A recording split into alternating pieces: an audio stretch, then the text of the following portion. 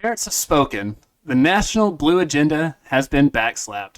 And Let's Go Brandon is now more than just a chant, yelled out across college football games, and the topic of some top 10 songs.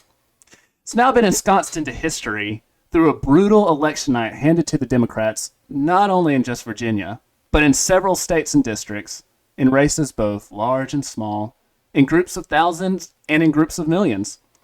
You see, the left believes in a coalition, the same coalition that elected Barack Obama, that will never leave them, that will vote blue no matter what, and that the same gender and racial voting lines will always exist.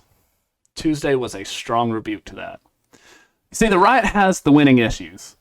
We're winning on the fact that people are tired of COVID. They're tired of the shutdowns, and they're tired especially of the effect those shutdowns are having on kids' education. We're winning on parents' choice. Glenn Youngkin won the suburbs of Virginia, not because the women there decided that they were going to be Republicans, but because they care what's happening to their kids' school. They care what they're being taught. They care about what books their kids are reading, and they care about what views their teachers are pushing on their young, impressionable minds. Over the past year, the left has perfectly set themselves up as the party that wants to kill any bit of personal liberty, and the voters decided that they were not going to acquiesce to that tyranny. And the best part? The left refuses to admit what the problem is. When a truck driver beats the New Jersey Senate president, spending either a couple of $100 or a couple of $1,000, depending on who you ask, and no, that's not a couple $100,000, you heard it right the first time, your response should not be, and I quote, "I have no idea what happened," end quote. But yes, continue to be confused, continue to be perplexed, continue to be flummoxed, because the longer you refuse to admit that your anti-liberty policies are not what the American people want, the right's going to continue to win.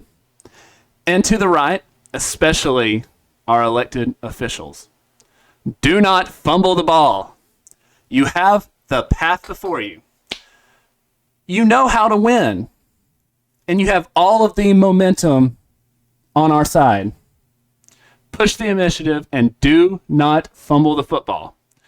Because if you do, we on the right should, maybe pull a Coach Boone. Or did you fumble the football? I did, sir. All right. How many feet are in a mile? How many feet are in a mile? 5,280 feet. You pick this ball up, you run every one of them. You're killing me, Petey. You're killing me. You're killing me, Petey. Actually, come to think of it, if all of our elected officials had to run a mile every year, counting off every step by constitutional amendment, might not be the worst thing to happen.